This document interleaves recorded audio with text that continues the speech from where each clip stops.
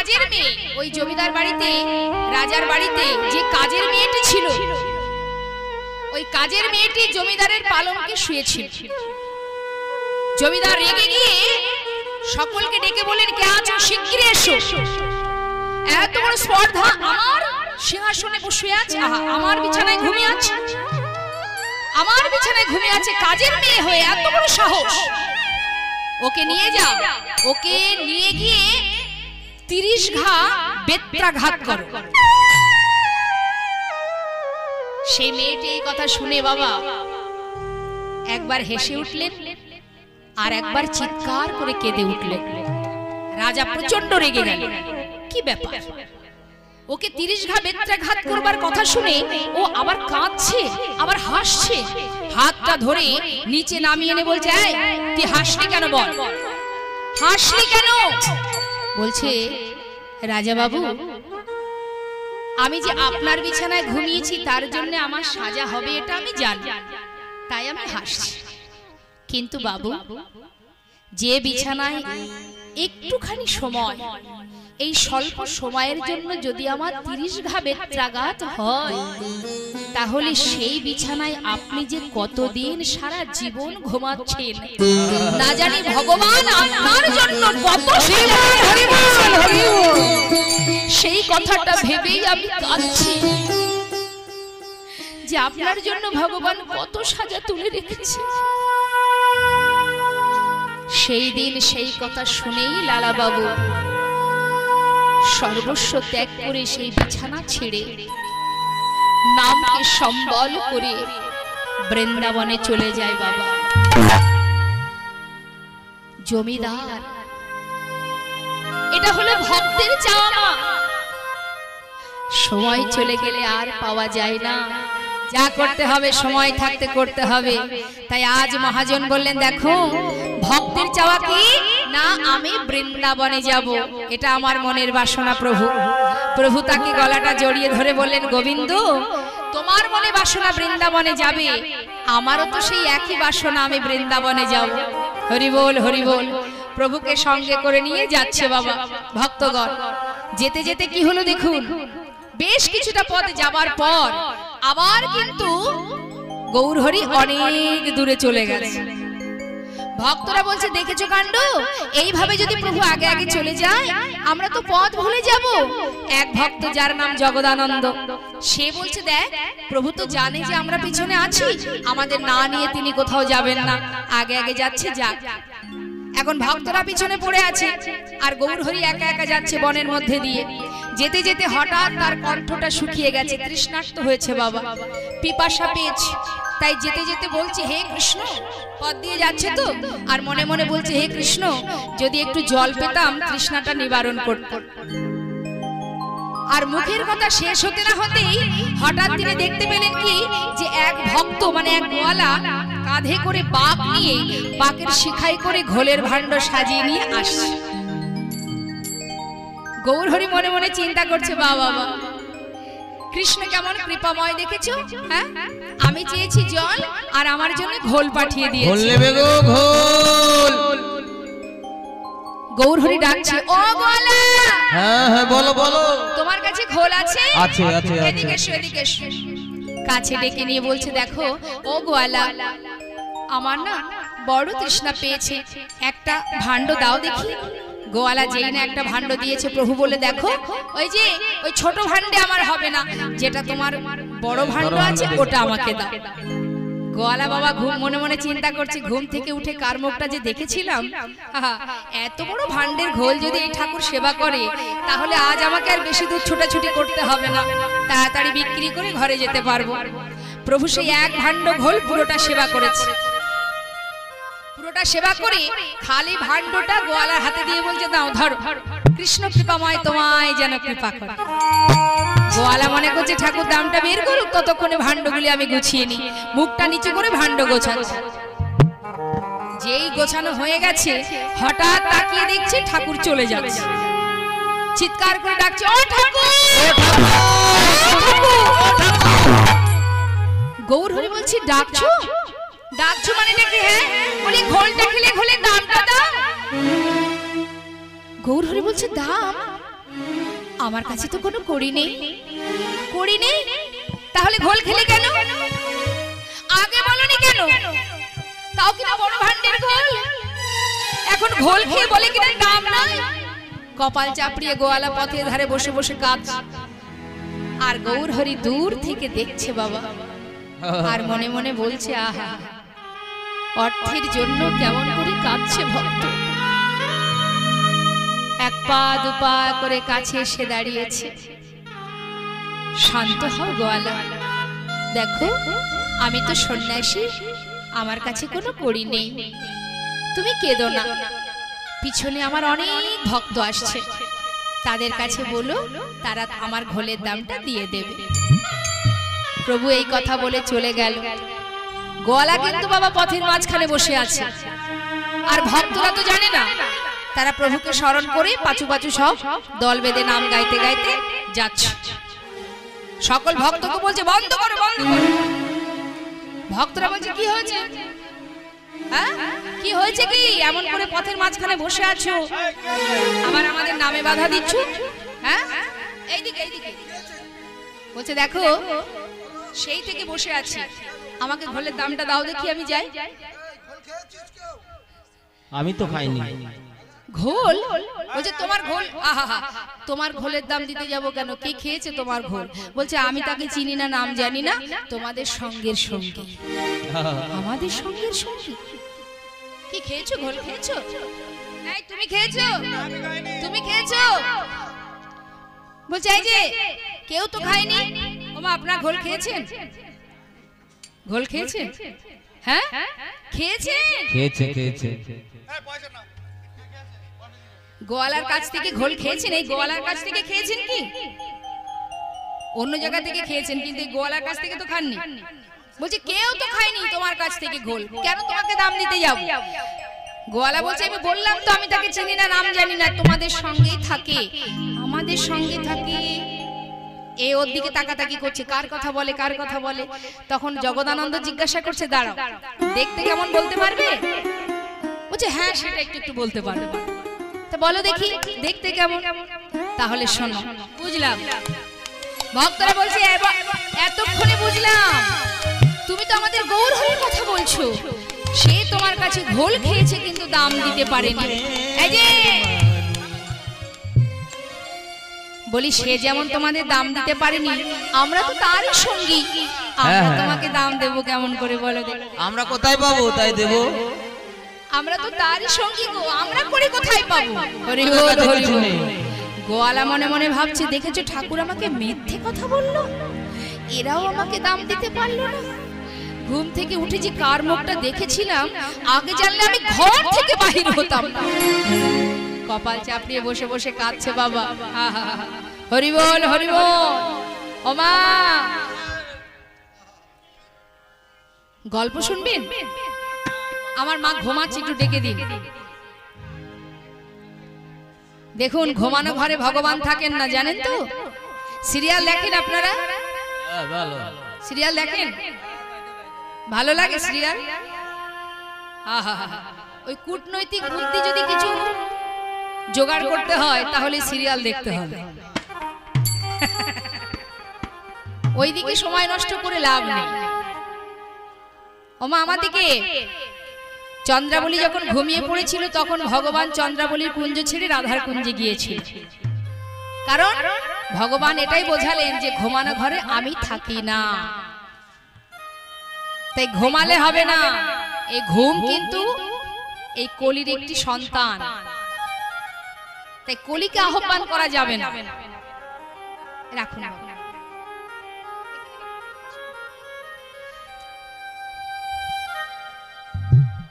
তাই ঘুম বন্ধ করতে হবে, আর তার জন্য মায়েরা উলুধ্বনি জানেন? একটু শোনান তো দেখি উলুধ্বনিটা। এই তো বাহ, লক্ষ্মী মায়েরা। বাবা এটা লুকিয়ে রাখলে হবে? আমি তো ভাবলাম আপনারা বোধহয় আমাদের কলকাতার বৌদিদের মতো হয়তো জানেন। হ্যাঁ, যারা রাধে শ্যাম সবাই মিলে বাবা মায়েদের একটু ঘুমটা ভাঙিয়ে নি। বাবা একটা গল্প শুনবেন? আমাদের ওই দিককার গল্প, এদিকে না। ওই সত্যনারায়ণ পুজো হয় না, এইদিকে বেশি হয়, তাই না? সত্যনারায়ণ পুজোর সময় ঠাকুর মশাই সবার বাড়িতে বাড়িতে পুজো করতে যায়। ওই পচা কলা ছেঁড়া গামছা। হ্যাঁ, এখন ওই ঠাকুর মশাই সবার বাড়িতে বাড়িতে যাচ্ছে। এখন শাশুড়ি বলেছে, বৌমা সবকিছু গোছানো আছে, আমি একটু স্নান করতে যাচ্ছি, এখানে সবকিছু থাকলো, তুমি একটু দেখো, ঠাকুর মশাই আসার আগেই আমি স্নান করে চলে আসবো। এখন শাশুড়ি চলে যাওয়ার পরপরই ঠাকুর মশাই পুজো করতে ঢুকে গেছে। এসে বলছে, এই যে ও মা ঠাকুরুন, বলি তোমার মা কোথায়? বলছে, ঠাকুর মশাই একটু অপেক্ষা করুন, আমার মা স্নান করতে গেছে, এক্ষুনি ফিরে আসবে। বলছে, আমার তো বসে থাকলে হবে না, আরো 5 বাড়ি যেতে হবে। তো এখন তুমি এক কাজ করো মা, আমি সেবায় পূজায় বসি, তুমি একটু একটু করে আমাকে সবকিছু একটু হাতে হাতে আমাকে এগিয়ে দাও। বেশ তাই হবে। এখন এক এক করে দিচ্ছে, ধূপটা দাও, প্রদীপটা দাও, শঙ্খটা দাও, ইত্যাদি ইত্যাদি যা যা পুজোর সজ্জা যা যা লাগে এক এক করে চাইছে, সবই দিয়েছে। ঠাকুর মশাই পূজায় বসেছে। পূজায় বসে যখন আরতি করছে তখন বলছে, মা উলুধ্বনি দাও। যেই বলেছে উলুধ্বনি দাও, বৌমা বলছে, আপনি একটু অপেক্ষা করেন, আমি এক্ষুনি আসছি। তাড়াতাড়ি করে ঘরের ভিতরে ঢুকে চারিধারে এপাশে ওপাশে নিচে ওপরে আলমারির মধ্যে বিছানায় চারিদিকে খুঁজছে, কিন্তু সে উলুধ্বনি খুঁজে পাচ্ছে না। গেল কোথায় উলুধ্বনিটা? শাশুড়ি মনে মনে চিন্তা করছে যে শাশুড়ি মা সবকিছু এক জায়গায় রেখেছে, কিন্তু উলুধ্বনিটা কেন যে রাখিনি, চারিদিকে খুঁজে পাচ্ছে না। এমন সময় শাশুড়ি বাড়ি ফিরে দেখছে বৌমা ঘরের মধ্যে ঘুরঘুর ঘুরঘুর করছে। এ কি মা, এমন করে ঘরের ভিতরে পাগলের মতো ঘুরছো, কি হয়েছে কি? বলছে, মা আপনি সবকিছু এক জায়গায় রেখেছেন, উলুধ্বনিটা কোথায় রেখে গেছেন বলুন দেখি। শাশুড়ি বলছে, হাই রে আমার পুরা কপাল, বলি উলুধ্বনিটা তো আলাদা কোনো বস্তু নয়, সেটা যে যার যার বদনে থাকে, সে শিক্ষা যদি তোমার না থাকে। হরি বল হরি বল হরি বল। তা যেটা যখন প্রয়োগ করতে হয়, যেটা যে সময় করতে হয় সেটা করতে হবে তো। উলুধ্বনিটা করবার জায়গা কোথায়? বিয়ে বাড়িতে নয়, উলুধ্বনি করবার জায়গা হলো এই হরিবাসরে। কারণ উ আর লু এই দুটো অক্ষরের মধ্যে রাধা কৃষ্ণ যুগল বিরাজ করে, তাই একবার উলুধ্বনি করলে যুগল ধ্বনি হয়ে যায়। তাই এটা যেন মিস না হয়। কেমন? যখনই দুটি বাহু তুলে হরিধ্বনি হবে, মায়েরা উলুধ্বনি আর বাবারা সবাই জয়ধ্বনি। ঘুম ভেঙেছে তো? বেশ, আসুন এবার আমরা আবার একটু লীলার মধ্যে আস্বাদনে যাই। দেখুন, যখনই ভক্তরা কড়ি দিতে পারলেন না বাবা, গোয়ালা মনে মনে চিন্তা করছে, আজ যে ঘুম থেকে উঠে কার মুখ দেখেছিলাম, বসে বসে যখন কাঁদছে, ভক্তরা তো কড়ি দিতে পারেনি, তারা লজ্জা পেয়ে তারা যে যার মতো পাশ কাটি কাটি চলে যাচ্ছে। আর গোয়ালা চিন্তা করছে, বসে বসে কাঁদলে তো আর লাভ নেই, আজকের দিনে যা ক্ষতি হয়েছে হয়েছে, এবার আমি ঘরে ফিরে যাই। তাই তিনি কি করেছেন, ঘরে ফিরবেন বলে ওই বাঘটা তুলতে গেছে। আর যেই তুলতে গেছে দেখছে বেজায় ভারী। চিন্তা করছে এত ভারী হচ্ছে কেন দেখি তো। ছোট ভাণ্ডগুলি নিচে নামিয়েছে। যে ভাণ্ডের ঘোল প্রভু সেবা করেছে তার মধ্যে যখনই নয়ন দিল, কি দেখছি? দেখছি কানায় কানায় পরিপূর্ণ স্বর্ণ মুদ্রা। সেই বাপ ফেলে রেখে ছুটতে ছুটতে প্রভুর কাছে গিয়ে চিৎকার করে প্রভুর চরণটা জড়িয়ে ধরেছে। গৌর হরি,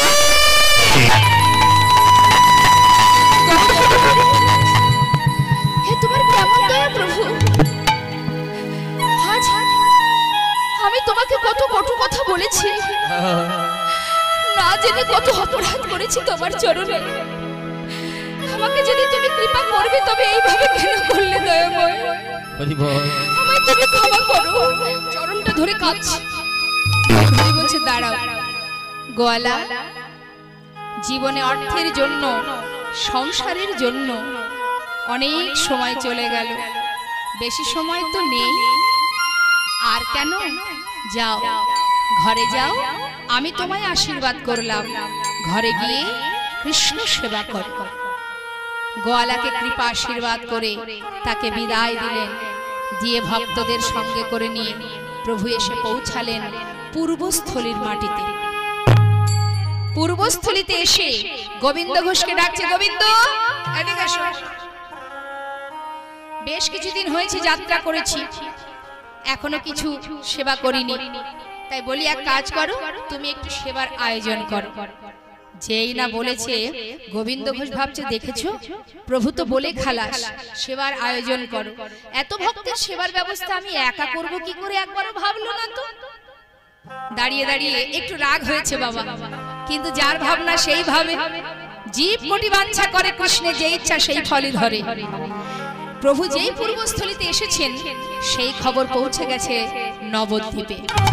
আর নদেবাসী যখনই জানতে পারলো গৌর এসেছে পূর্বস্থলিতে, জানতে পেরে যার যেমন ক্ষমতা অনুযায়ী প্রভুর সেবার সামগ্রী নিয়ে ছুটতে ছুটতে চলেছেন গৌর দর্শন। গৌর হরির দর্শনে যাচ্ছেন ভক্তগণ। প্রভু বলছে দেখেছো, এদিকে এসো, চেয়ে দেখো গোবিন্দ, অগণিত ভক্ত আসছে। বড় চিন্তায় পড়েছিলে তাই না? বড় চিন্তায় পড়েছিলে? চিন্তা ছিল? বলি চিন্তার অবসান হয়েছে তো? যাও এবার সেবার আয়োজন করো। সেবার আয়োজন হলো, নিজে হাতে রন্ধন করে প্রভুর সেবা দিলেন। তারপরে কি করে বাবা, আচমন করেছে, হাতটা ভালো করে ধুয়ে গোবিন্দ ঘোষের সামনে হাত বাড়িয়েছে। মুখশুদ্ধি লাগি প্রভু কর বাড়াইলা, মুখশুদ্ধি লাগি প্রভু কর বাড়াইলা, মুখশুদ্ধি লাগি প্রভু কর বাড়াইলা। গোবিন্দ ঘোষ মা যেই প্রভু হাত বাড়িয়েছে, গোবিন্দ ঘোষ অবাক হয়ে গেছে। ও প্রভু হাত বাড়িয়েছো কেন, আবার কি চাই? সে কি, এই যে সেবা দিলে সেবার পরে কি দিতে হয় জানো না? আমি জানি না, তুমি বলো কি চাই প্রভু? সে কি, শোনো, আমার যে মুখশুদ্ধি চাই। মুখশুদ্ধি? বেশ বেশ বেশ, কি মুখশুদ্ধি চাই তাও জানো না? আরে বাবা, আমার একটা হরিত কি চাই। ঠিক আছে ও প্রভু, শোনো, তুমি এখানে বসো, আমি চললাম ভিক্ষা করতে, এক্ষুনি ফিরে আসবো। প্রভুকে বসিয়ে রেখে মুখশুদ্ধি ভিক্ষা করতে যাচ্ছেন গোবিন্দ ঘোষ মা। দুটো হরিতকে ভিক্ষা করেছে, ভিক্ষা করে ছুটতে ছুটতে আবার ফিরে আসছে। এখন যেখানে গৌর হরি বসে আছেন সেখান থেকে গ্রাম 3 ক্রোশ পথ। সেই 3 ক্রোশ অতিক্রম করে গ্রামে গিয়ে দুটো হরিতকে ভিক্ষা করে আবার ফিরে আসছে, তার মানে 3 3 6 ক্রোশ পথ। এখন কিছুটা পথ আসবার পর আর পারছেন না গোবিন্দ ঘোষ, হাঁপিয়ে উঠেছে, হাঁপাচ্ছে। চিন্তা করছি এক কাজ করি, একটু বিশ্রাম করে তারপরে না হয় আবার যাব। এখন গাছের ছাওয়ায় বসে বিশ্রাম করছে। কিছুক্ষণ বিশ্রাম হবার পর মৃদু মৃদু বাতাসে দেহটা যখন ঠান্ডা হলো বাবা, তখন মাথার মধ্যে চিন্তা এসে গেল, আজ যেমন প্রভু চাইলেন, কালও তো কোথাও না কোথাও গিয়ে বলতে পারে, ও গোবিন্দ মুখশুদ্ধি দাও। আজকে 6 ক্রোশ পথ অতিক্রম করতে হচ্ছে, কাল যদি আরো বেশি যেতে হয়, তার থেকে এক কাজ করলে ভালো হয় না? দুটো হরিতকে প্রভুকে দিয়ে কাজ নেই। সে তো আর জানতে পারছে না কি দিয়ে কি করছি। যিনি অন্তর্যামী তার কি কিছু জানতে বাকি থাকে বাবা? আমরা মনে করি অজান্তে কোনো ভুল করলে, অনেকে বলে দেখবেন, অনেক গুরুজনরা বলে ছেলে মেয়ে যদি কোনো ভুল করে, মা বাবা হোক বা পাড়াপড়শি বলে কি যাক ছেড়ে দাও, না জেনে করে ফেলেছে, এতে কোনো অপরাধ হবে না। কিন্তু ভুল কথা, জেনে শুনে করলেও অপরাধ হয়, না জেনে করলেও অপরাধ হয়। যেভাবেই তুমি যাই করো না কেন বাবা, আগুনে যদি আপনি হাত দেন, সে জানতেই দেন বা অজান্তেই দেন, যদি আগুনে হাত দেন, আগুন কি আপনাকে ছেড়ে দেবে? তো জানতেও অপরাধ হয়। দেখুন বৃন্দাবনে কালিয়নাগ উদ্ধারে সকল সখারা না জেনে কালীদহের জল পান করেছিল। তারা তো না জেনে করেছিল, তাহলে কেন বিষের ক্রিয়া দেখা দিল? তাই একটা কথা মাথায় রাখবেন, জানতেও অপরাধ হয়, অজান্তেও অপরাধ হয়। সে কি করলেন, একটা নিজের কাছে রেখে দিলেন আর মনে মনে ভাবলেন, প্রভু তো আর জানতে পারছে না আমি কি দিয়ে কি করছি, একটা নিজের কাছে রাখবো, কাল প্রভু যেই চাইবে সেই দিয়ে দেবো, আমাকে আর কিছু ছুটতে হবে। একটা নিজের কাছে রেখে আর একটা হাতে করে নিয়ে ছুটতে ছুটতে প্রভুর কাছে এসে প্রভুর হাতে দিয়েছে।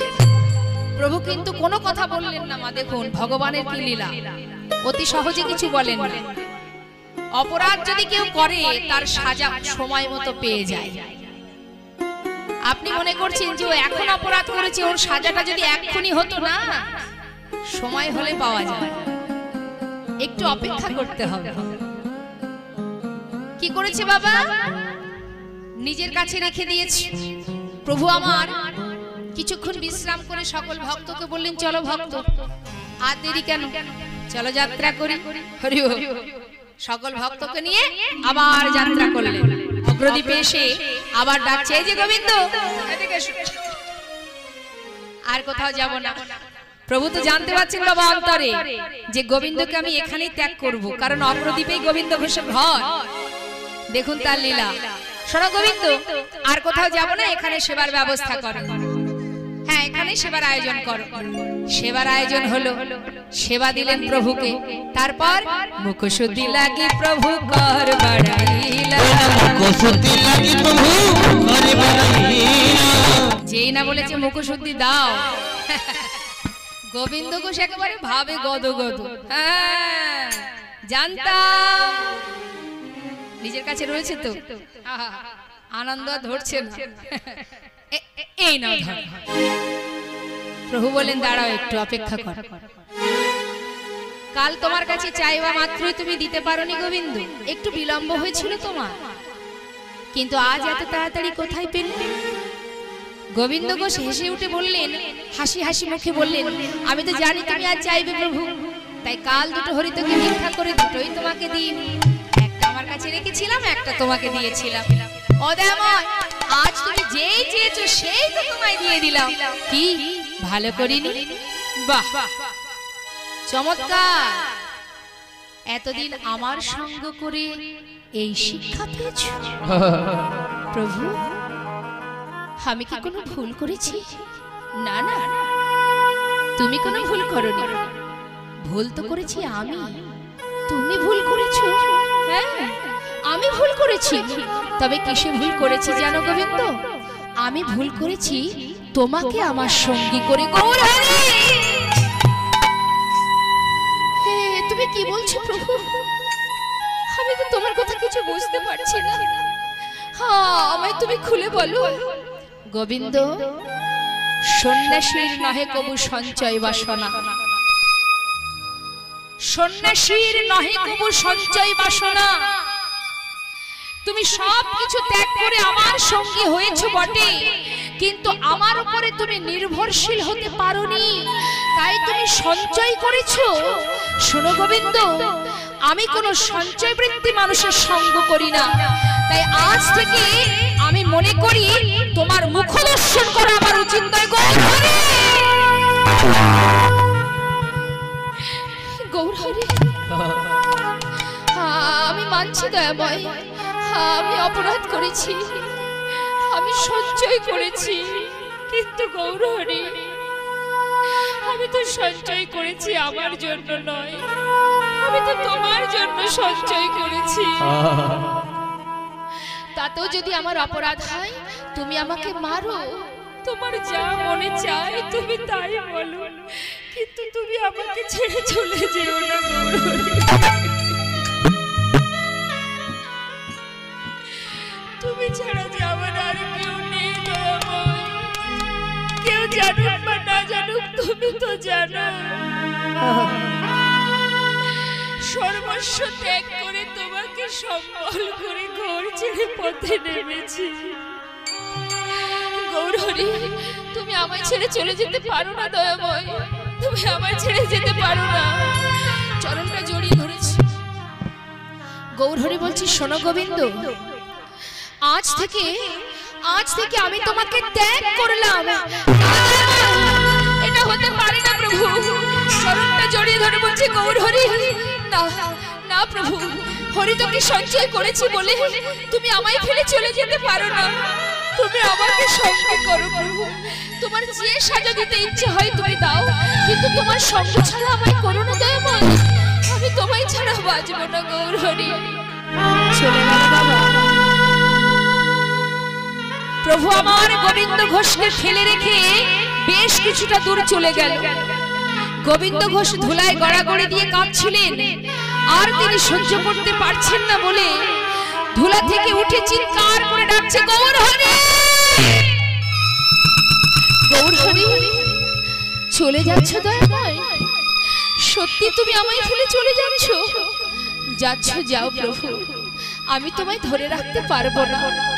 তবে যাওয়ার আগে তুমিও শুনে যাও, এই অগ্রদ্বীপের মাটিতে দাঁড়িয়ে আমিও তোমায় কথা দিলাম, যদি দিবানিশি আমি তোমাকে স্মরণ করে থাকি, যদি প্রতিটা নিঃশ্বাসে প্রশ্বাসে আমি তোমায় ডেকে থাকি, শয়নে স্বপনে যদি আমি তোমায় ভালোবেসে থাকি, আজ তুমি আমাকে ফেলে চলে যাচ্ছ, চলে যাও।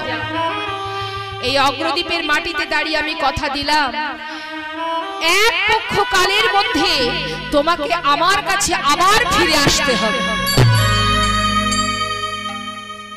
দেখুন মা, ভগবানের কাছে একমাত্র ভক্তেরই জোর খাটে, আমার আপনার মতো মানুষের নয়। বললেন এক পক্ষ কালের মধ্যে তুমি আবার ফিরে আসবে আমার কাছে, চলে যাচ্ছ, যাও, আমি চাই না তোমার সঙ্গী হতে।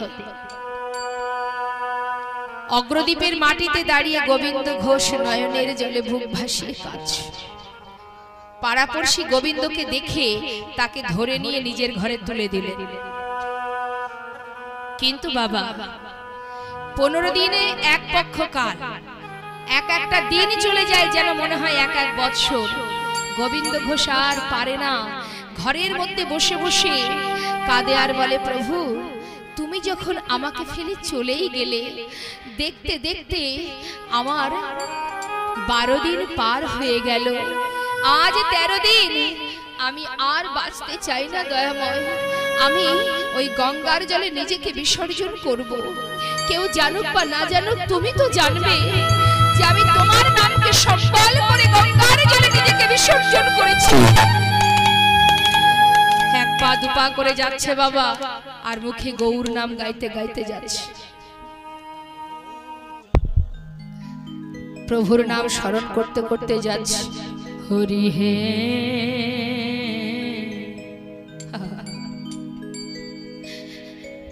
বলো আমার সেই দিন কবে হবে, আমি তোমার আশার আশে ওগো দয়াল আছি বসে, তোমার আশার আশে আমি আছি বসে, বলো কবে চরণ দেবে প্রভু গো,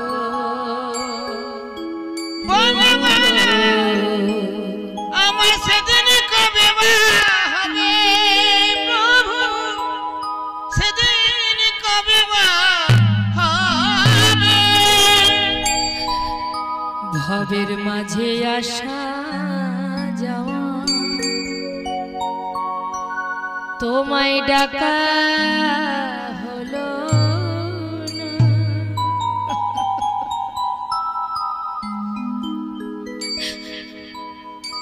যা বলবো বলে এসেছিলাম, আমাদের বলা হলো না। এই ভবের মাঝে আসা যাওয়া তোমায় ডাকা হলো না, আমি যা বলবো বলে এসেছিলাম তা বলা হলো না।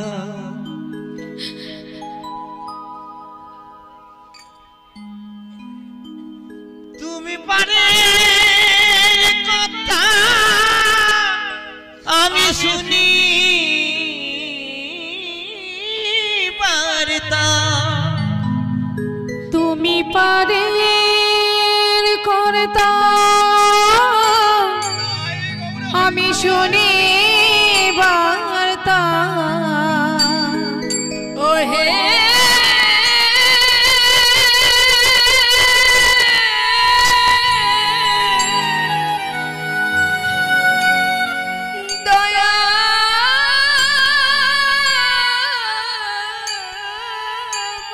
তুমি পারে করতা আমি শুনি বার্তা বলো বলো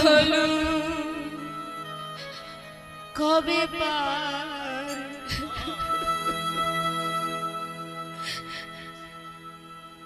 করিবে দয়াময় সেদিন কবে হবে আমার সেদিন কবে হবে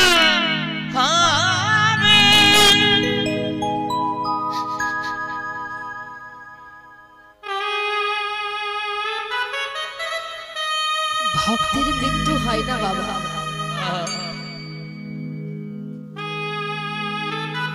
অন্তর্যামী ভগবান অন্তরে জানতে পারলেন তার ভক্ত জলে ডুবে মরতে চলেছে করুণা করে কৃপা করে একটি কষ্টি পাথর জলে ভাসিয়ে দিলেন কখনো শুনেছেন না দেখেছেন মা পাথর জলে ভাসে প্রভুর কৃপায় সবই সম্ভব ভক্ত মরতে চলেছে তাই কৃপা করে ভগবান পাথরটা জলে ভাসিয়ে দিলেন পাথরটা ভাসতে ভাসতে অগ্রদ্বীপের ঘাটে এসে পৌঁছাল এদিকে গোবিন্দ ঘোষ প্রভুকে স্মরণ করছে আর বলছে দয়াময় আমি তোমারই নাম স্মরণ করতে করতে প্রাণ বিসর্জন করব কেউ জানুক বা না জানুক তুমি তো জানবে যে তুমি আমাকে ভুলে গেছো আমি তোমাকে ভুলে গেছি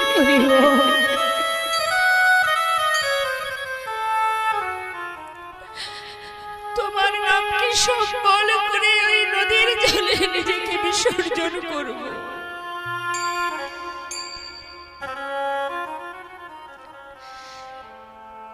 এক পা দুপা করে জলে নামছে পাথরটা ভাসতে ভাসতে অঙ্গে এসে লেগেছে গোবিন্দ ঘোষ ভাবছে কোনো মরা পোড়ানো কাঠ কালো কোষ্ঠী পাথর তো সামনে শ্মশান হয়তো কোনো মরা পোড়ানো কাঠ ভেসে এসেছে এই ভেবে কাঠটাকে দূরে সরিয়ে দিলেন আবার জলের ভিতরে এগিয়ে যাচ্ছে আবার সে পাথরটা ভাসতে ভাসতে আবার সে অঙ্গে লেগেছে যেই না অঙ্গে লেগেছে গোবিন্দ ঘোষ সহ্য করতে না পেরে বারবার সে অঙ্গে লাগছে বলে সেটাকে ধরে নিয়ে তীরে উঠে আবর্জনার মধ্যে ছুঁড়ে ফেলে দিয়েছে হঠাৎ দৈববাণী হলো গোবিন্দ কে নিজেকে বিসর্জন করো না ঘরে ফিরে যাও কে আমি তোমায় দেখতে পাচ্ছি না কেন আমার সামনে এসো আবার বললেন ঘরে যাও গোবিন্দ নিজেকে বিসর্জন করো না ঘরে ফিরে যাও আর মরা হলো না বাবা ওই দৈববাণী শুনে গোবিন্দ ঘোষ ঘরে চলে গেল 13 দিন চলে গেল মা 15 দিনে এক পক্ষ কাল ভক্তের ভক্তি যদি পরিপূর্ণ হয়ে যায় ভক্তকে ভগবানের কাছে ছুটে যাওয়া লাগে না বাবা সে নিজেই ছুটে আসে ভক্তের কাছে তার সকল ভক্তকে নিয়ে ধীরে ধীরে ওই গোবিন্দ ঘোষের ঘরের কাছে এসে একদিন 15 দিনের মধ্যে মানে 14 দিন যখন পার হচ্ছে 14 দিনের দিন তিনি এসে দরজার কাছে দাঁড়িয়েছে গোবিন্দ কে কই দরজা খোলো কে তুমি? তাড়াতাড়ি করে দরজা খুলে দেখছে বাইরে গৌরহরি। ছুটে গিয়ে চরণটা জড়িয়ে ধরেছে। গৌরহরি, গৌরহরি, এসেছো দয়াময়, তুমি এসেছো। অনেক কষ্ট পেয়েছি বাবু, আমি অনেক যন্ত্রণা পেয়েছি। কথা দাও তুমি আমায় ছেড়ে আর কোথাও যাবে না। শান্ত হও গোবিন্দ, আমি তোমায় ছেড়ে কোথাও যাব না। আচ্ছা, আমি আসবো সেটা তুমি জানতে না তো প্রভু? কেন? আমার আগমন বার্তা তো আমি অনেক আগেই পাঠিয়ে দিয়েছি। আগমন বার্তা? হ্যাঁ। আচ্ছা গোবিন্দ, তুমি কি গঙ্গার জলে ডুবে মরতে গিয়েছিলে? হ্যাঁ প্রভু। কিছু পেয়েছিলে? পেয়েছিলাম একটা পুরা কষ্ট। শিগগিরই যাও, ওটাই তো আমার আগমন বার্তা। শিগগিরই নিয়ে এসো। ছুটতে ছুটতে গঙ্গার পাড়ে গিয়ে সেই কোষ্ঠী পাথরটা খুঁজে পেলেন আবর্জনার ভিতরে। সেটাকে বুকের মধ্যে করে নিয়ে প্রভুর কাছে এসে দাঁড়িয়েছে। বলছে দয়াময়, হে তো পুরা কষ্ট নয়, এ তো কোষ্ঠী পাথর। গায়ে লেখা আছে কৃষ্ণ কৃষ্ণ কৃষ্ণ। প্রভু বলেন, শোনো গোবিন্দ, এই পাথরটা দিয়ে একটা বিগ্রহ তৈরি হবে, আর সেই বিগ্রহ আমি তোমার ঘরে স্থাপন করব। তার নামও আমি দেব, তার প্রাণ প্রতিষ্ঠা করব। এক ভাস্কর এসে সুন্দর করে বিগ্রহ তৈরি করলেন। তৈরি করে প্রভু নিজে হাতে গোবিন্দ ঘোষের গৃহে স্থাপন করলেন। স্থাপন করে প্রাণ প্রতিষ্ঠা করে তার নাম দিলেন গোপীনাথ। শোনো গোবিন্দ, প্রতিদিন ভিক্ষা করবে, সঞ্চয় করে রাখবে না। যা পাবে পুরোটাই সেবায় দিয়ে দেবে, কেমন? আর বলি শোনো, তোমার তো একা একা ঘরে মন বসবে না, তাই তুমি একটা বিবাহ করো। দেখুন বাবা, সংসার দিচ্ছে গোবিন্দকে, আবার নিজের সঙ্গী করে নিলেন। পুনরায় হরিতকি সঞ্চয়ের কারণে তাকে আবার তাড়িয়ে দিলেন। যাও বা দেখা দিলেন, আবার পুনরায় তাকে সংসার দিলেন। কত পরীক্ষা, পদে পদে পরীক্ষা। সংসার দিয়ে দেখছে যে ভক্ত মায়ার সংসারে আবদ্ধ হয়ে আমায় ভুলে যায় কিনা। ভগবান কি করলেন? গৌরহরি বলেন, শোনো গোবিন্দ, তুমি বিবাহ করবে, বিবাহ করে দুইজনে গোপীনাথের সেবা দেবে। আর এবার আমাকে বিদায় দাও। যেই বলেছে বিদায় দাও, গোবিন্দ ঘোষ সে কিন্তু বাবা কথাটা বুঝতে পারেনি। বলছে, তুমি চলে যাবে? তুমি চলে যাবে প্রভু? এই তো তুমি বললে তুমি আমায় ছেড়ে যাবে না। কি মনে করেছো তুমি আমি কিছু বুঝি না? আর আমি তোমায় ছাড়বো না। হাতটি ধরে টানতে টানতে ঘরের মধ্যে রেখে বাইরে থেকে দরজাটা বন্ধ করে শিকল তুলে দিলেন। আর বললেন, থাকো তুমি ঘরে, আর আমি কোনোদিন দরজা খুলবো না। আমি তোমায় ছেড়ে বাঁচবো না দয়াময়। পিছন ফিরে তাকিয়ে দেখছে বাইরে গৌরহরি দাঁড়িয়ে আছে। হরি বল, হে কি প্রভু, আমি তো তোমাকে ঘরে বেঁধে রেখেছি, তাহলে তুমি বাইরে এলে কেমন করে? তুমি ঘরে কাকে বেঁধে রাখলাম? আবার দরজা খুলেছি, খুলে দেখছে কি দেখলাম, কি দেখলাম, দেখে ঘরে ঘোড়া বাইরে ঘোড়া। বললেন, শোনো গোবিন্দ, আমি তোমায় নিষেধ করলাম, আমি তোমায় কথা দিয়েছি তোমায় ছেড়ে যাব না, তোমার বিশ্বাস হলো না। দয়াময়, বেশ, তবে তোমার কথাই শিরোধার্য। তাহলে এবার আমি আসি। কোথায় যাবে প্রভু? জানো না গোবিন্দ আমি কোথায় যাব? আমার মন মানে না, আমি যাব বৃন্দাবনে। মানে না, যাব বৃন্দাবনে। আমার মন মানে না, যাব বৃন্দাবনে। আমার মন মানে না, যাব বৃন্দাবনে। আমার মন মানে না, যাব বৃন্দাবনে। ওর হরি তো চলে গেলেন বাবা। আর এদিকে গোবিন্দ ঘোষের গৃহে কি হলো দেখুন। প্রভু চলে যাবার পর প্রতিদিন গোবিন্দ ঘোষ ভিক্ষা করে, মা যা পায় দিনে 4 বার রন্ধন করে প্রভুর সেবা দেয়। এইভাবে যেতে না যেতে 1 বছর পার হয়ে গেল। ওই যে প্রভু বলে গেছেন যে বিবাহ করবে, তাই গোবিন্দ ঘোষ তিনি একটা সুকন্যার সঙ্গে শুভ পরিণয় সম্পন্ন করলেন। বিবাহের পর নিজের স্ত্রীকে নিয়ে যেদিন ঘরে এলেন সেদিন থেকে ভগবানের সেবা হতে লাগলো দিনে 3 বার।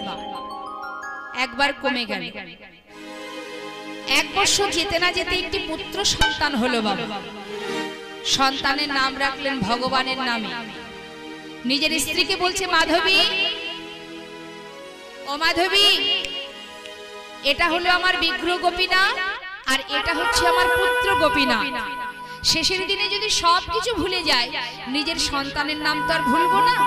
তাই ভগবানের নামে যদি নামটা থাকে, যদি একবার তাকে সেই নামে ডাকি, তবে তো প্রভুর নামটা উচ্চারণ করা হবে। তাই ছেলের নাম রেখেছে ভগবানের নাম। এখন কি আর কেউ ভগবানের নামে নাম রাখে বাবা? না না না না। এখন ছেলে মেয়েদের নাম রাখে কি বলতে পারবে? হ্যাঁ হ্যাঁ, বলো তো দেখি কি নাম রাখে এখন? ওই যেমন প্রসেনজিৎ, চিরঞ্জিত, দেব, জিৎ, লালটু, পল্টু, সেন্টু, লেন্টু, পল্টু। হরি বল, হরি বল। আবার নাম আছে বাবা পাপাই, মানে পাপ টিয়া দূরে থাকবে কেন? সব আমার হ্যাঁ, এখানে মনে হয় কেউ পাপাই বলে কেউ আছে। দিদিরা কেউ হাসছে, দেখো। আছে পাপাই আছে। আচ্ছা আচ্ছা, তুই মনে হয়। আছিস? নামটা চেঞ্জ করে নিস।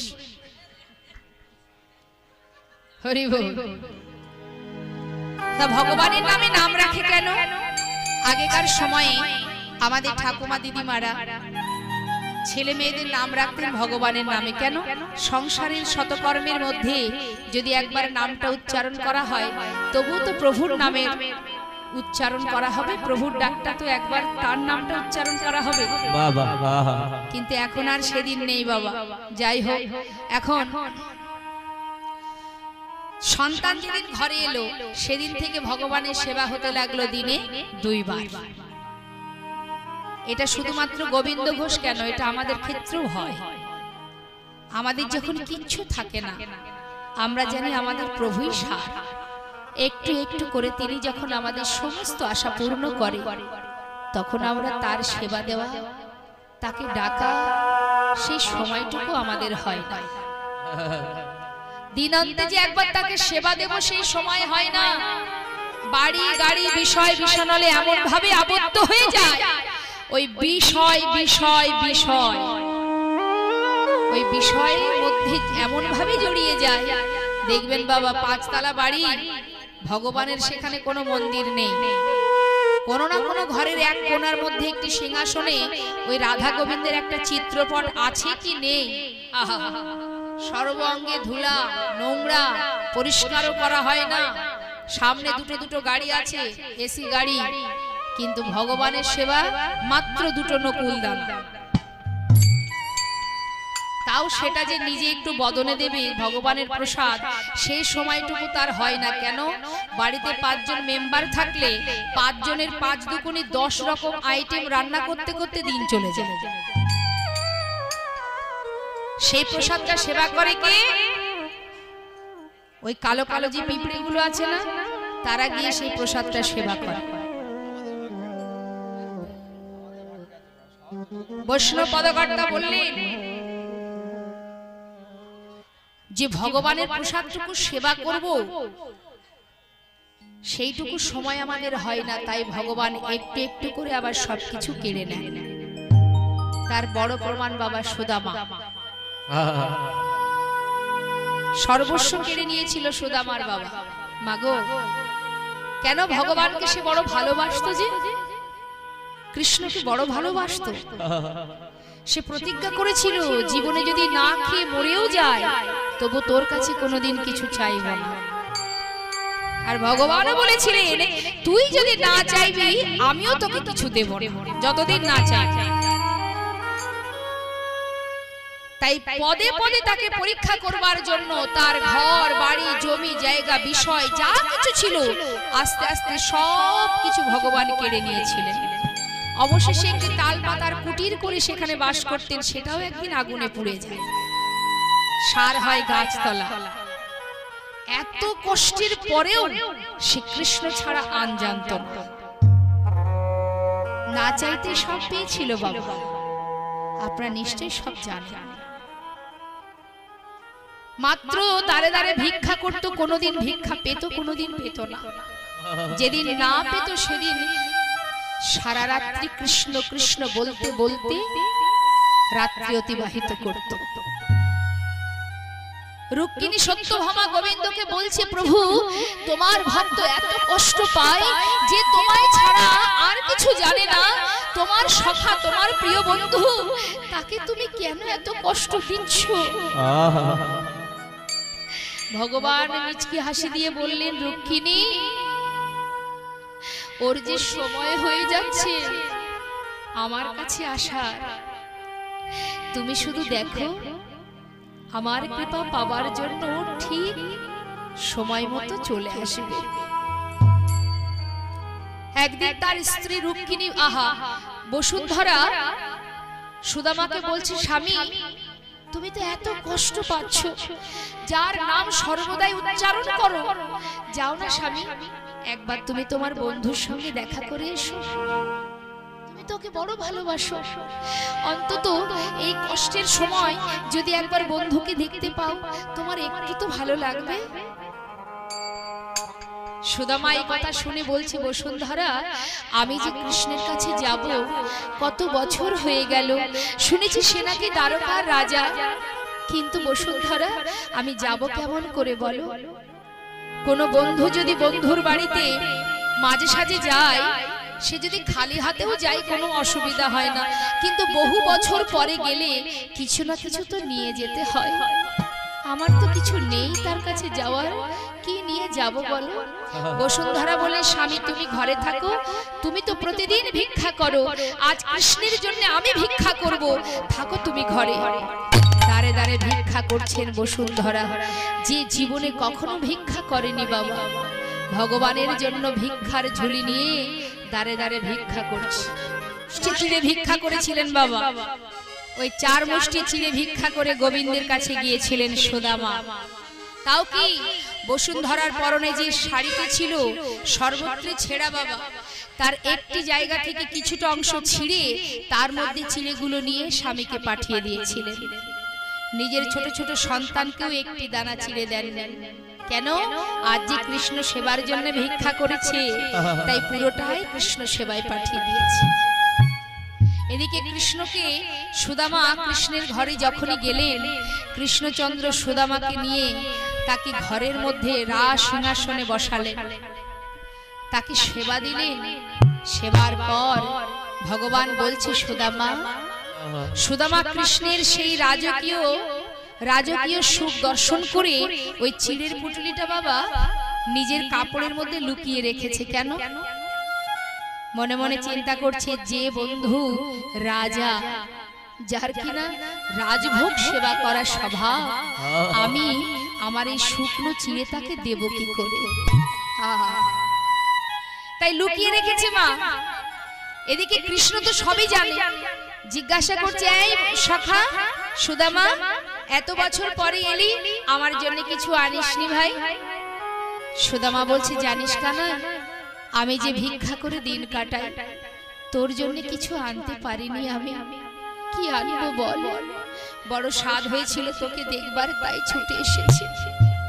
মনে মনে ভগবান বললেন, সুদামা তুই এনেছিস কিন্তু আমায় দিতে পারছিস না, আমি যখন সময় হবে ঠিক আমি আমার প্রসাদ পেয়ে যাব। চলে গেল। সেবা করার পর সেবা করবার পর শয়ন মন্দিরে নিয়ে গিয়ে শয়নে দিলেন সুদামাকে। সুদামা ঘুমিয়ে আছে বাবা, অনেক পথ হেঁটে এসেছে তো।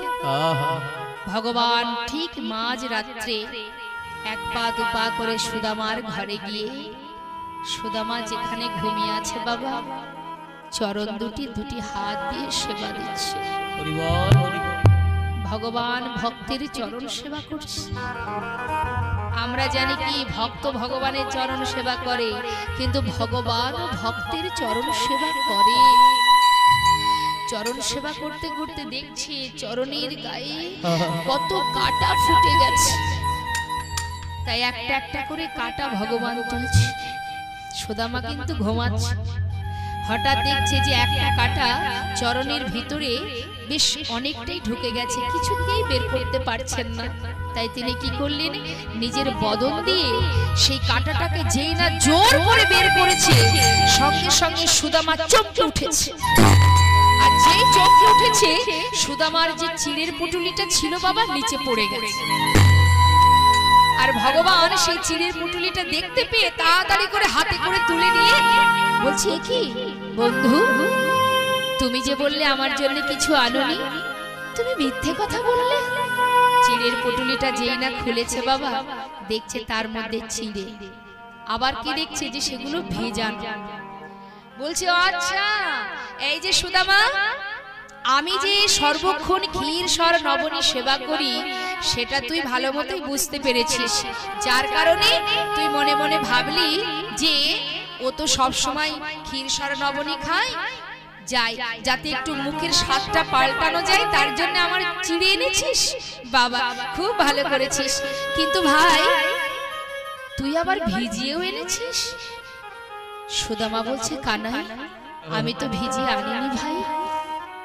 তবে কি মনে হয় জানিস, পথে আসতে আসতে তোর কথা ভাবতে ভাবতে আমার চোখের জলে চিড়ে ভিজে গেছে,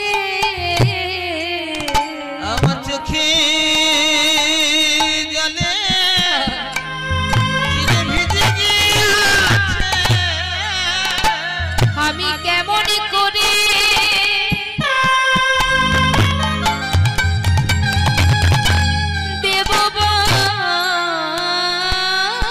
বাদনে, আমার চোখের জলে চিড়ে ভিজে গিয়েছে। আমি কেমন করে দেব বাদনে,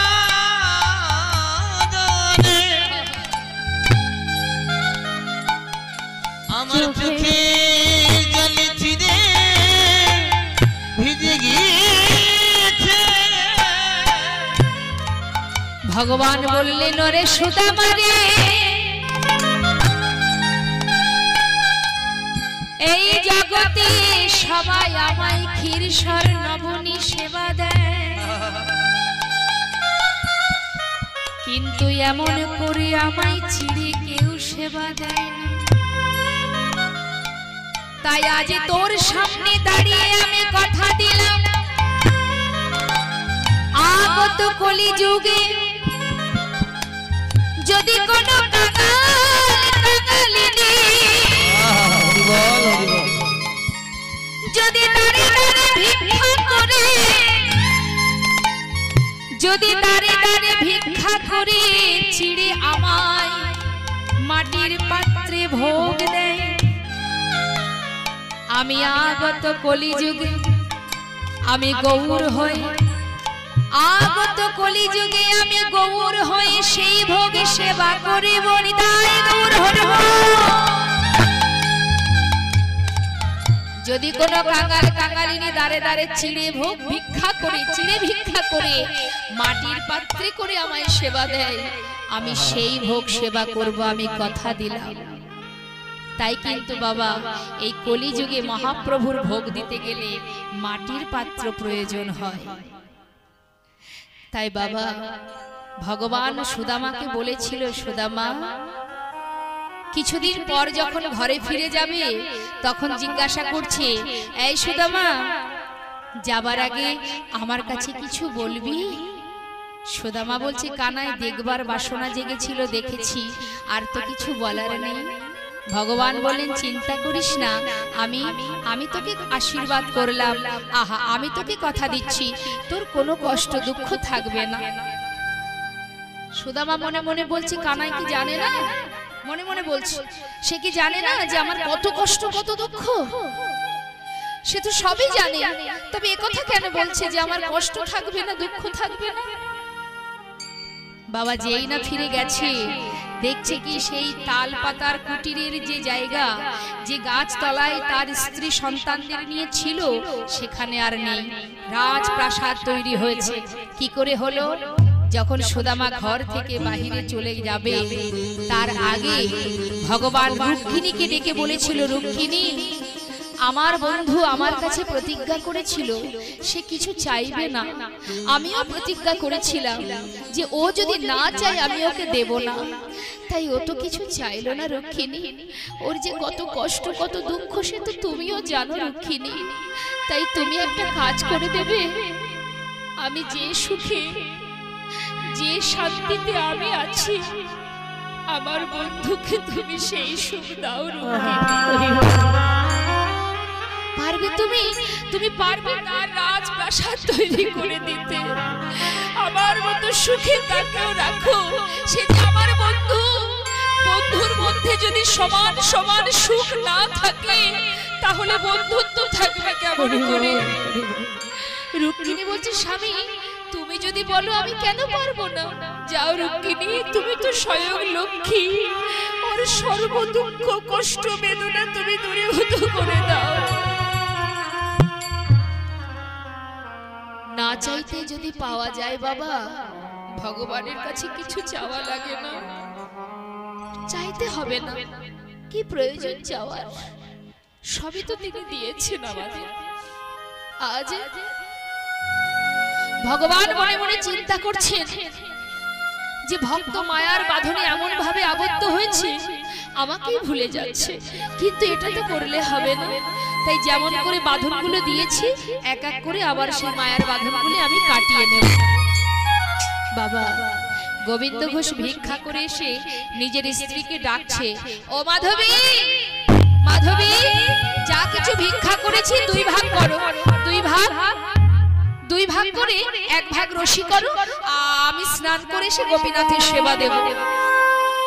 স্নান করে এসে দেখছি বাবা ঝোলাটা যেখানে রেখেছিল সেইখানে পড়ে আছে, রন্ধন হয়নি।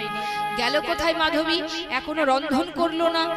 ছুটতে ছুটতে ঘরের ভিতরে প্রবেশ করে দেখছে মাধবী গোপীনাথের চরণে উপুর হয়ে পড়ে আছে। বারবার করে গোবিন্দ ঘোষ ডাকছে কিন্তু সাড়া পাচ্ছে না। কি হলো? মাধবী ওঠো। উঠবে কেমন করে? দেহে প্রাণ থাকলে তো। সাড়া পাচ্ছে না। যেই না কাছে গিয়ে অঙ্গ পরশ করেছে হঠাৎ মাধবী রসার দেহ দেখতে পেলেন। চিৎকার করলেন, গোপীনাথ,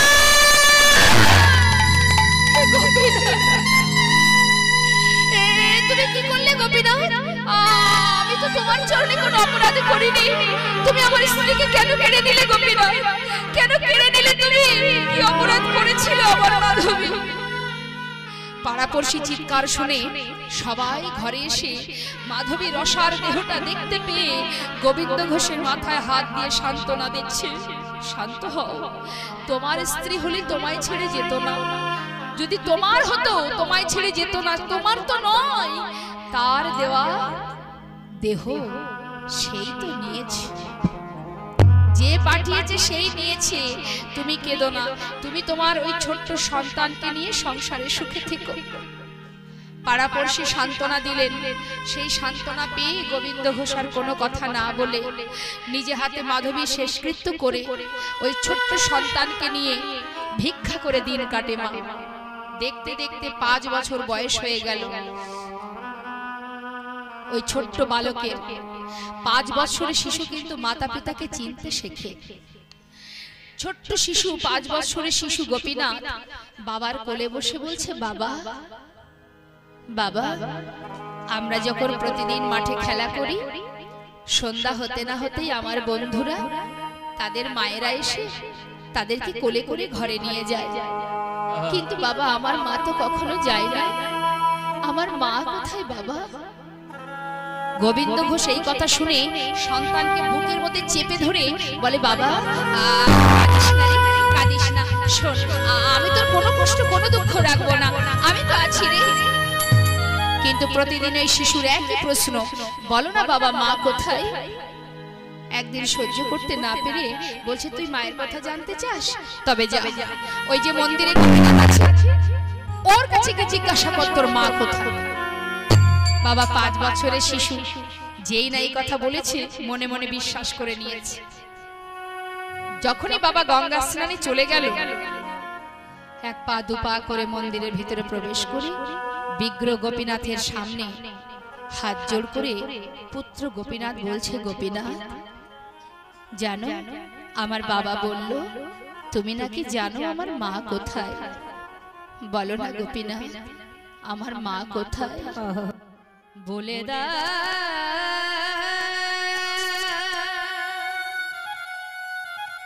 হে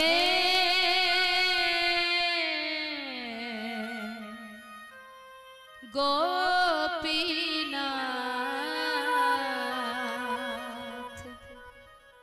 বলো কোথায় আমার মা? বলে দাও হে গোপীনাথ বলো কোথায় আমার মা? গোবিন্দ ঘোষ বাবা গঙ্গায় স্নান করতে গিয়েছিলেন। স্নান করে এসে আগে তার সন্তানকে ডাকছে। প্রত্যেকটা মাতা পিতাই কিন্তু তার সন্তানকে ভালোবাসে। ডাকছে, গোপীনাথ ও গোপীনাথ কোথায় গেলি বাবা? এই দেখ আমি ঘরে এসেছি, আমার কাছে আয়।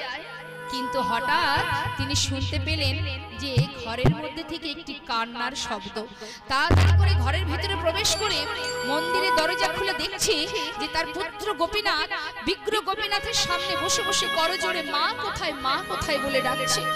ছুটে গিয়ে সন্তানকে বুকের মধ্যে জড়িয়ে ধরে সর্বাঙ্গে হাত বুলিয়ে বলছে, বাবা কাঁদিস না রে, ও তোকে বলবে না তোর মা কোথায়। আমি বলছি বাবা শোন, আমি তোর মা, আমি তোর বাবা, তুই আমাকে মা বলে ডাক, আমাকে বাবা বলে ডাক। এমন করে যদি কাঁদিস আমি কোথায় শান্তি পাবো বল? কাঁদিস না রে, আমি তোর কোনো কষ্ট কোনো দুঃখ রাখবো না। বলতে বলতে হঠাৎ পুত্রের বদন পানে যেই না নয়ন দিয়েছে বাবা, দেখছে তার বদন থেকে ঝলকে ঝলকে রুধির ঝরছে। চিৎকার করেছে, আমার স্ত্রীকে তুমি কেড়ে নিয়েছো গোপীনাথ, আমি তো তোমায় কিছু বলিনি, আমার সন্তানটাকে তুমি কেড়ে নিও না, ও ছাড়া যে আমার আর কেউ নেই গোপীনাথ, তুমি অমন করে আমার সন্তানকে কেড়ে নিও না, কেড়ে নিও না।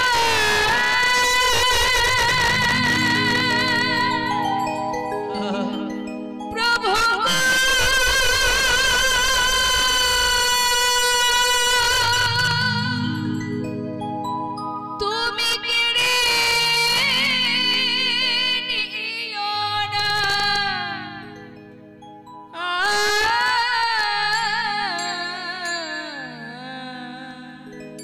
তুমি যে ব্যথা রে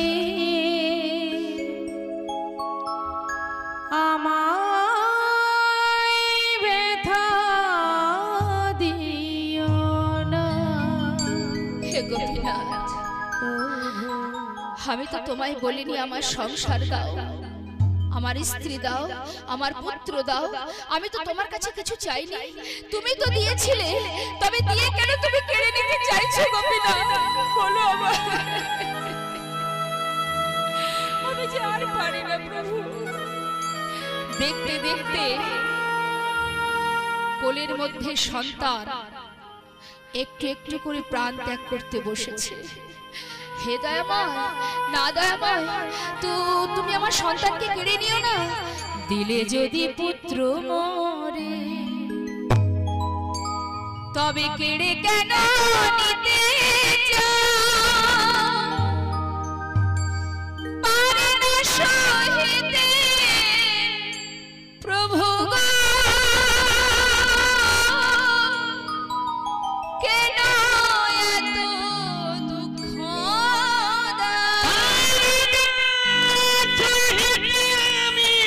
প্রভু কেন এত দুঃখ যে বিষম বেদনা আমি সহিতে পারি না প্রভু গো, যে বিষম বেদনা আমি আর সহিতে পারি না,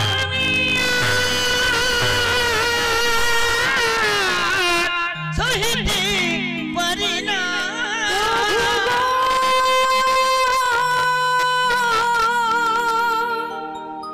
সহিতে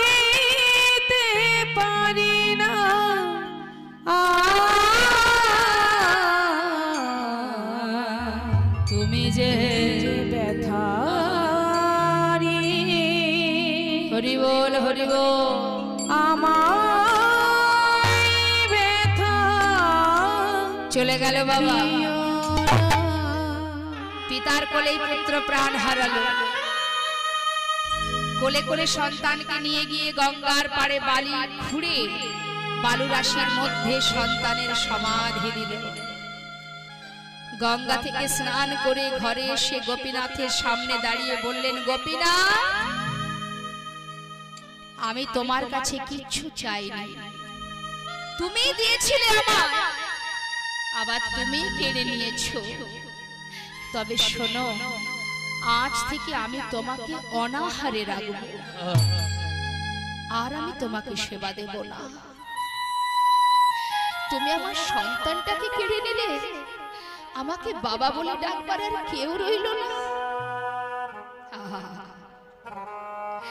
বাবা একদিন দুই দিন তিন দিন হয়ে গেল সেবা দেয় না ভগবানের 4 দিনের দিন ভগবান বিগ্রহ থেকে সচল মূর্তি ধারণ করে 1 পা 2 পা করে ঘরের মধ্যে এসে ডাকছে বাবা কে আমি তোমার পুত্র গোপীনাথ গোপীনাথ আমার পুত্র তো মরে গেছে আমি তো আর কারোর বাবা নই বাবা 4 দিন হলো তুমি আমায় কিচ্ছু খেতে দাও না এই জগতে কারোর যদি 2টি সন্তান থাকে তার মধ্যে যদি একটা মারা যায় তবে কি বাবা আরেকটি সন্তানকে না খাইয়ে রাখে আমার যে বড় খিদে পেয়েছে বাবা আমায় কিছু খেতে দাও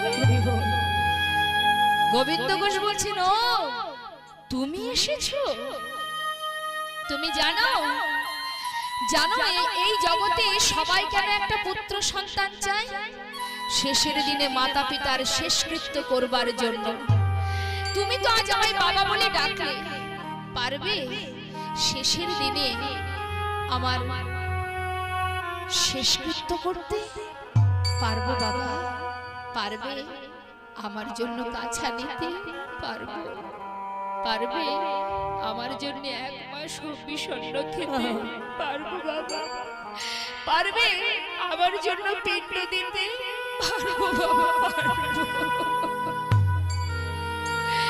এই তোমার অঙ্গ স্পর্শ করে আমি কথা দিলাম একদিন নয় 2 দিন নয় পৃথিবীতে যতদিন চন্দ্র সূর্য উদয় হবে ততদিন আমি তোমার সাথে থেকে যাব বাবা কয়েক বাড়ি থেকে ভিক্ষা করে এনে ভগবানের সেবা দিল এইভাবে কয়েকদিন যেতে না যেতে গোবিন্দ ঘোষ আর পারে না শয্যাশায়ী হয়েছে আর ভগবান প্রত্যেক দিন ওই বিগ্রহ থেকে পুত্র সেজে শিওরের পাশে বসে গলাটা জড়িয়ে ধরে কাঁদে আর বলে বাবা তোমার কি কোনো কষ্ট হচ্ছে না রে আমার যে অন্তিম সময় এসেছে যাবার সময় যখন আসে সবারই যে এমনই হয় রে আমায় একটা কাজ করে দিবি বাবা বলো আজ কিন্তু আর মনে নেই বাবা যে স্বয়ং ভগবান তার শিওরের পাশে কারণ অন্তিম মুহূর্ত কিনা সব বিস্মরণ হয়ে গেছে ভেবেছে নিজের পুত্র তাই বলছে ও গোপীনাথ আমায় একটু চরণামৃত এনে দিবি মন্দির থেকে এক্ষুনি দেব বাবা চরণামৃত পান করালেন ভগবান গোপীনাথ বলো বাবা আমার শিওরের পাশে 1 জোড়া করতাল আছে আমাকে একবার একটু নাম শোনাবি বাবা শোনো করতাল হাতে করে নিয়ে ভগবান নাম করছেন গোবিন্দ ঘোষের চারিপাশে ঘুরে ঘুরে হরে কৃষ্ণ হরে কৃষ্ণ কৃষ্ণ কৃষ্ণ হরে হরে হরে রাম হরে রাম রাম রাম হরে হরে হরে কৃষ্ণ হরে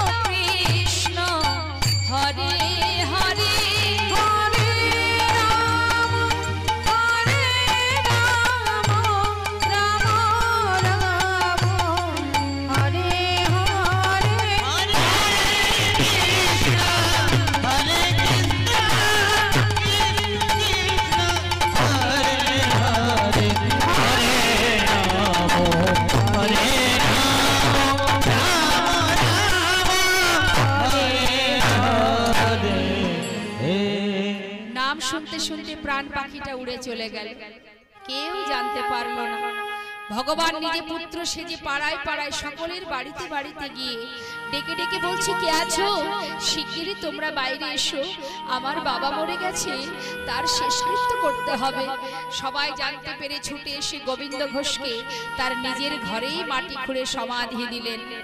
কিন্তু বাবা, মন্দিরের পূজা তো আর বন্ধ থাকে না।